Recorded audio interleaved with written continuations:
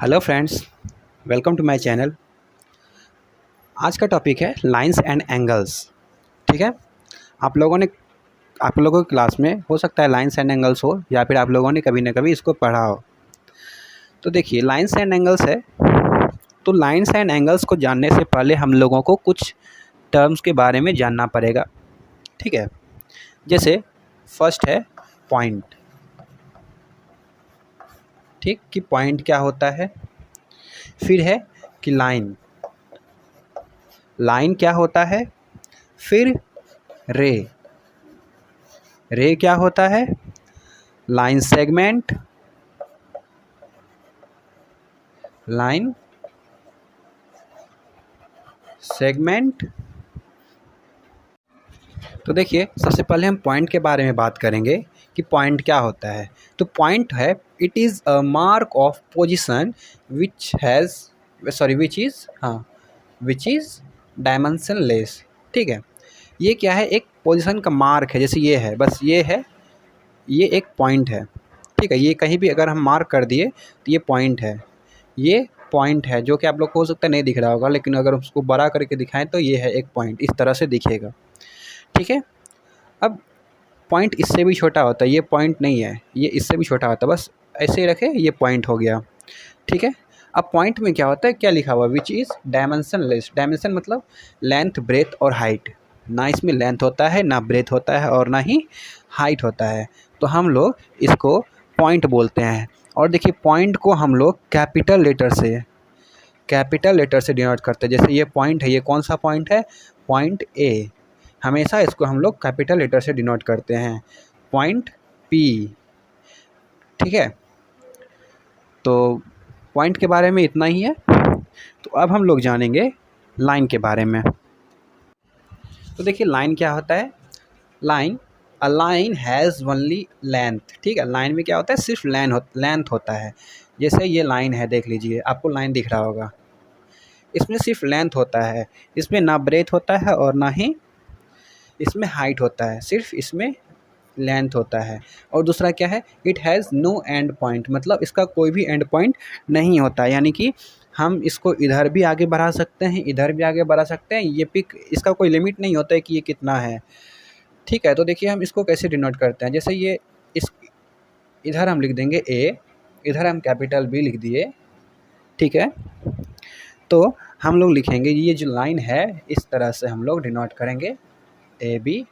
ऊपर पे इस तरह का साइन दे देंगे, जो साइन यहाँ जिस तरह का ये लाइन है उसी तरह का ये साइन यहाँ पे हम लोग दे देंगे।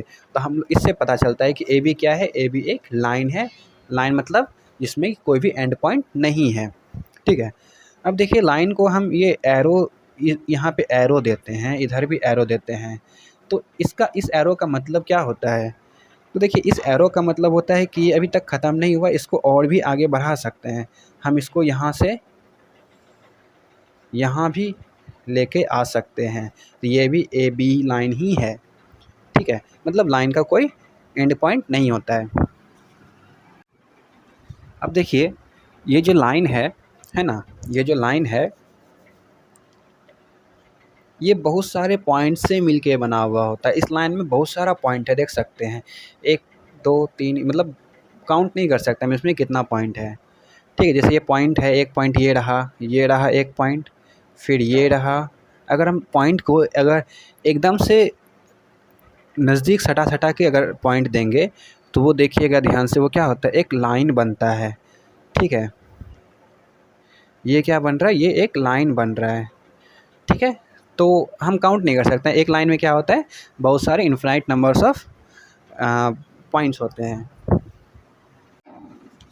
तो चलिए, अब हम लोग रे के बारे में जानते हैं कि रे क्या होता है। तो देखिए, रे क्या होता है, इट इज़ अ लाइन। सबसे पहली बात क्या है, इट इज़ अ लाइन, ये एक लाइन ही है। ठीक है, रे क्या है, रे एक कुछ नहीं है, एक लाइन ही है।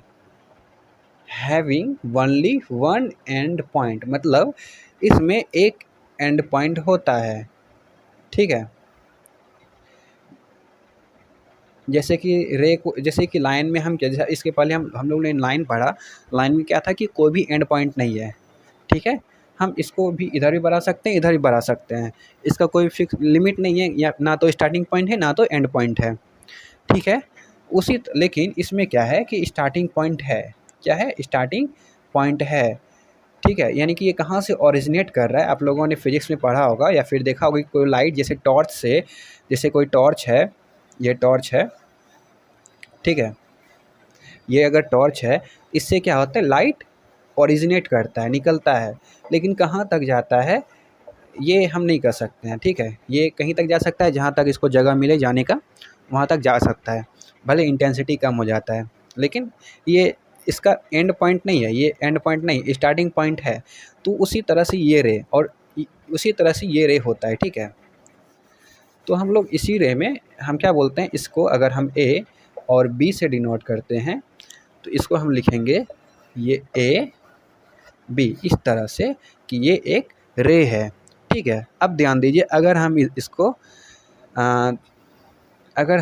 इसको यहाँ पे बी लिख देंगे और यहाँ पे अगर ए दे दें तो हम इसको ये नहीं लिख सकते हैं, ये बी ए हो जाता है, क्योंकि बी से स्टार्ट हो रहा है और ए कोई है नहीं, कोई पॉइंट नहीं है, बस इधर जा रहा है तो उसको ए लिख देंगे, ठीक है। तो इसको हम बी ए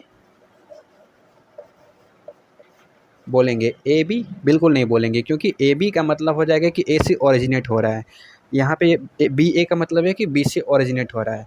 तो उम्मीद है कि आप लोगों को पॉइंट, लाइन और रे में क्या अंतर है समझ में आ गया होगा, ठीक है। तो चलिए अब हम लोग जानते हैं लाइन सेगमेंट के बारे में। तो देखिए लाइन सेगमेंट क्या होता है।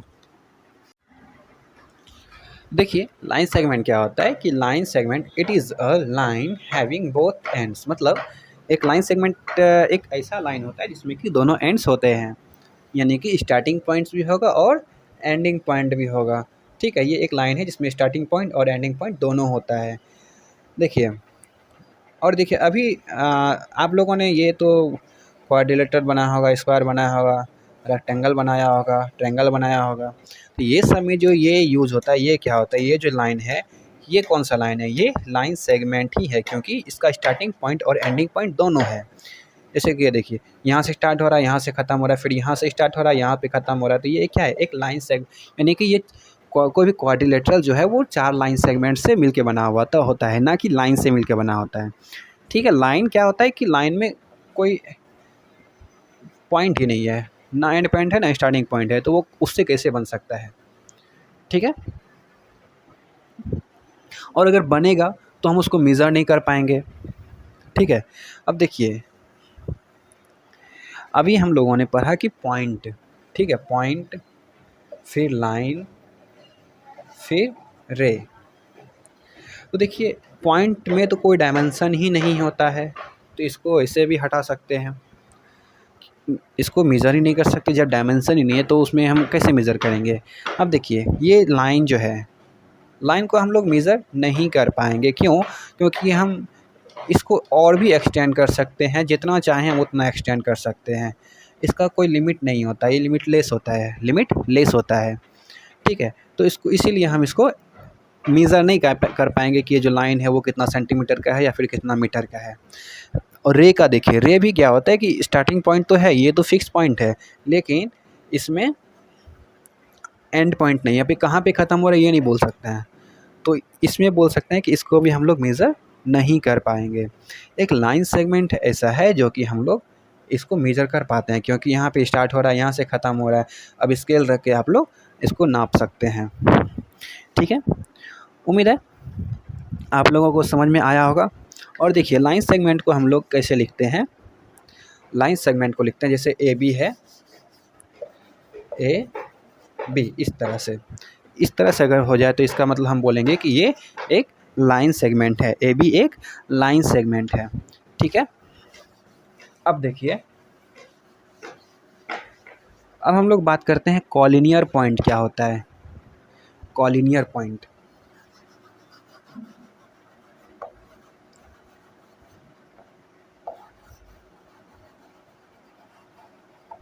ठीक है। कोलिनियर मतलब देखिए, कोलिनियर, ठीक है। इसका मतलब होता है कि एक लाइन सेगमेंट है या फिर एक लाइन है आपको पता है कि इसमें से बहुत सारा पॉइंट है, तो इसमें जो भी पॉइंट है इसी लाइन में, एक ही लाइन में जितना पॉइंट है सब एक दूसरे का कोलिनियर पॉइंट होता है। कोलिनियर मतलब होता है कि कोलिनियर पॉइंट होता है मतलब कि वो एक ही लाइन में सभी पॉइंट है, ठीक है, तो उसको कोलिनियर बोलते हैं।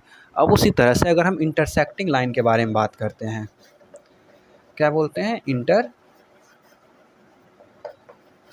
लाइन। अब देखिए, अब ये इंटरसेक्टिंग लाइन मतलब क्या होता है कि कोई दो लाइन है, ठीक है, जैसे एक लाइन है और एक ये लाइन है।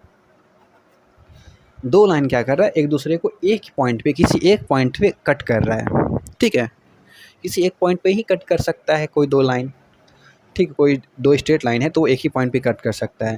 तो ये जहाँ पे ये दो लाइन कट करता है तो हम लोग बोलते हैं इसको, अच्छा हाँ, इस पॉइंट को हम लोग बोलते हैं पॉइंट ऑफ इंटरसेक्शन, ठीक है, और ये दोनों लाइन को बोलते हैं इंटरसेक्टिंग लाइंस, ठीक है। अब उसी तरह से देखिए कंकरेंट लाइन क्या होता है,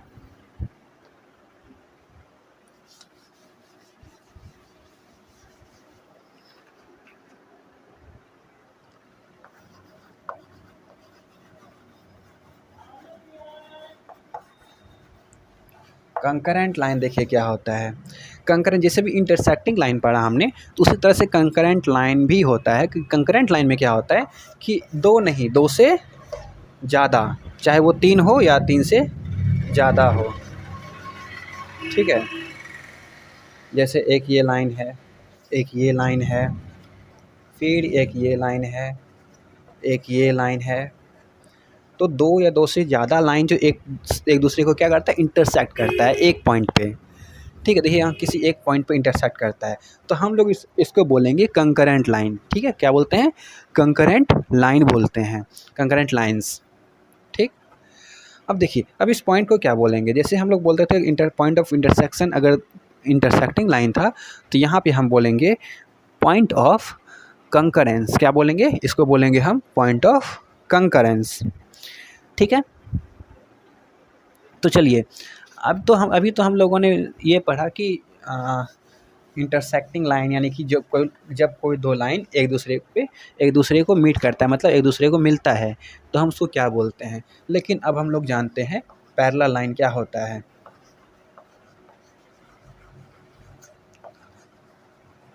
ठीक है, पैरेलल लाइंस क्या होता है।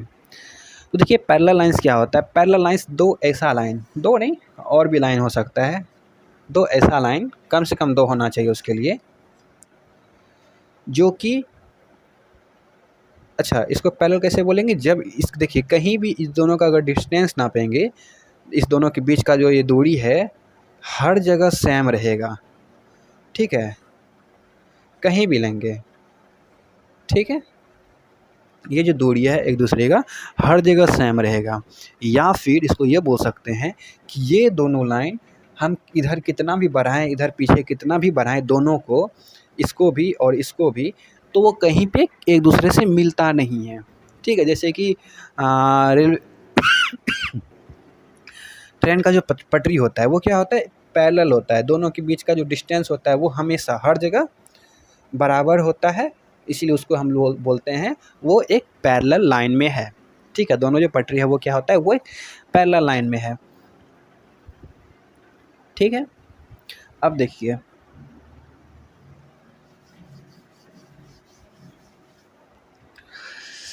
अच्छा एक पॉइंट जो है, एक पॉइंट से हम लोग कितना लाइन ड्रॉ कर सकते हैं, कितना लाइन ऐसा होगा जो कि एक पॉइंट से पास हो।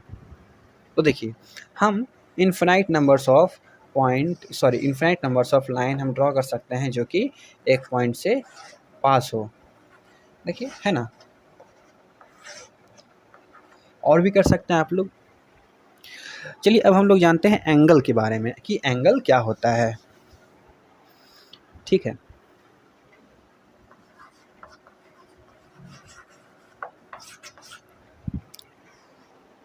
देखिए एंगल क्या होता है, एंगल दो लाइन या दो लाइन सेगमेंट, अच्छा दो रे या फिर दो लाइन सेगमेंट से मिलके बना हुआ होता है, ठीक है। जैसे हम लाइन सेगमेंट ही ले लेते हैं, जैसे कि ये देखिए एक लाइन सेगमेंट है ए और बी, और ये एक लाइन सेगमेंट है बी और सी। ठीक है, दो लाइन सेगमेंट जिसका दोनों का जो एंड पॉइंट है, एक एंड पॉइंट दोनों का कॉमन होना चाहिए। ठीक है, वहाँ पे दोनों एक ही पॉइंट पे दोनों का एंड पॉइंट होना चाहिए, जैसे कि ये देखिए। तो हम इसको, ठीक है, तो हम इसको बोलते हैं कि ये एक एंगल बन गया। अब देखिए,